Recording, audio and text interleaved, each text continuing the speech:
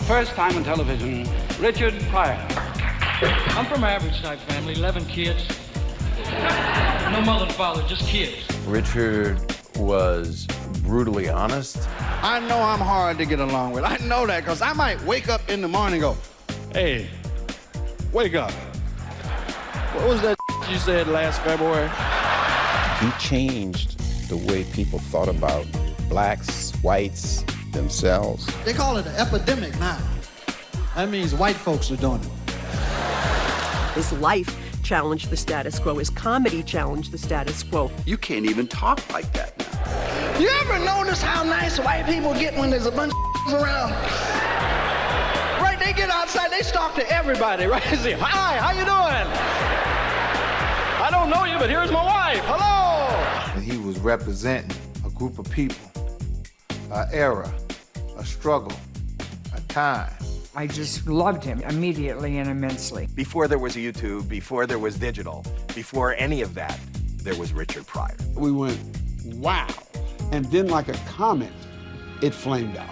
Comedian Richard Pryor is in critical condition tonight and given less than a 50-50 chance of surviving after suffering third-degree burns over half of his body. He was in a drug psychosis. I was there. And of course, it ended up as a suicide attempt.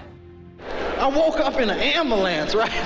And it wasn't nothing but white people staring at me. I said, ain't this a bitch? I done died and wound up in the wrong The first time I met him, I fell madly in love. And what was it that I was attracted to? Was his vulnerability. Sometimes I feel like there's a person, Richard Pryor, and he does all this comedy, he does all this stuff. And then there's me. And I wonder what I have to do with Richard. It takes a lot of courage to be a comic. I lived in a neighborhood, a lot of whorehouses. Not many candy stores or banks. Liquor stores and whorehouses. You have to expose your soul in ways that are dangerous to you, and not everyone survives. When critics say that you're the funniest man around, that you're a genius, do you say, yeah, that's me? I always think about what my father called me. Where'd your father go? Not that. Dumb son of a bitch. But the reality of what I am has nothing to do with what they say. He appears on the Rudy Valley Show on Broadway tonight. It's his TV debut, and he says that he's going to talk about his life. He tells a complete story about his family background and where he comes from. I had a wild neighborhood, I got to tell you, because my mother's Puerto Rican and my father's Negro, and we lived in a real big Jewish tenement building in an Italian neighborhood. Every time I go outside, the kids say, "Get him, he's all of them." But in fact, he just makes up an alternative Richard Pryor. He wasn't, to my knowledge, part Puerto Rican. He was from Peoria, Illinois, of full African descent and raised by messed up people. And I think one reason he didn't tell people the truth about his background is because he knew they couldn't take it. That will be the struggle for him, is to figure out a way that he can be a comedian or a performer and tell the truth about his life. I remember white dudes used to come down. Do you have any girls here that cover you with ice cream? And little boys that lick it off? He was the mayor. I heard it on the albums first. That's how I heard it. Up until that point, those were jokes. You know, you told jokes about the whorehouses and, you know, all of those things.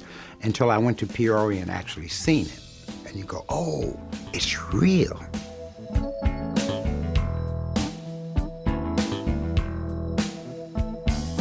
December the 1st, 1940.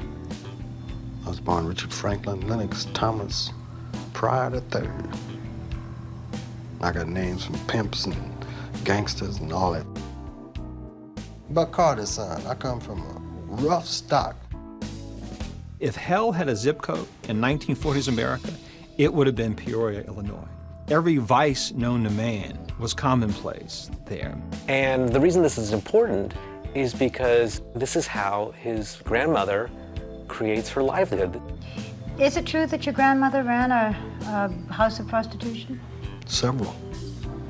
The 3 whorehouses. And now white folks had houses of prostitution, and black people had whorehouses. She was the chief madam. She was the madam, not the chief madam.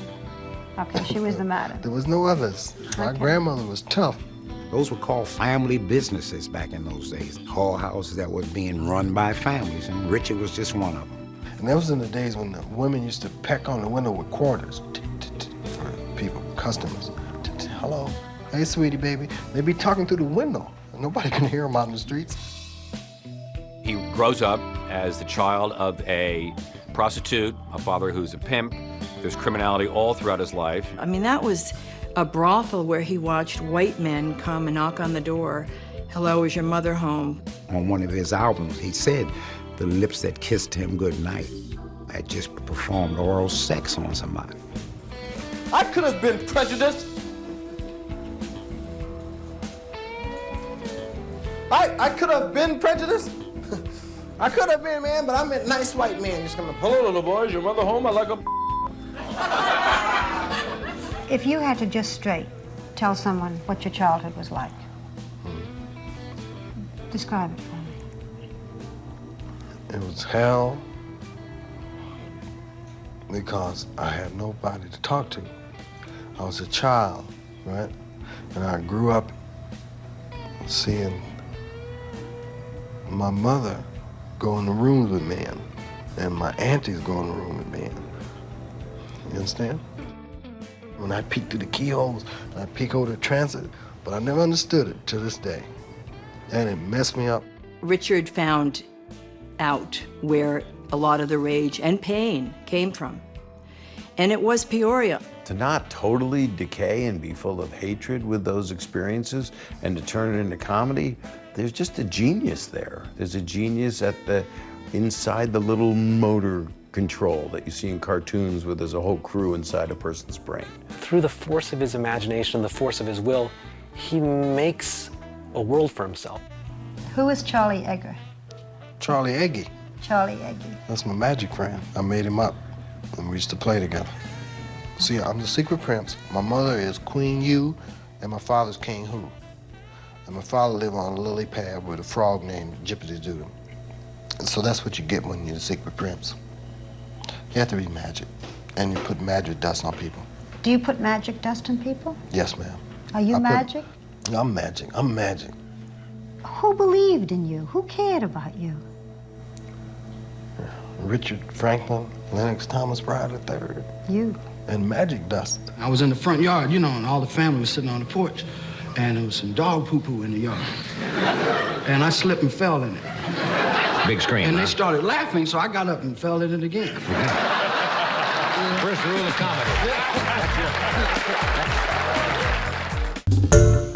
Hi, everyone. George Stephanopoulos here. Thanks for checking out the ABC News YouTube channel. If you'd like to get more videos, show highlights, and watch live event coverage, click on the right over here to subscribe to our channel. And don't forget to download the ABC News app for breaking news alerts. Thanks for watching.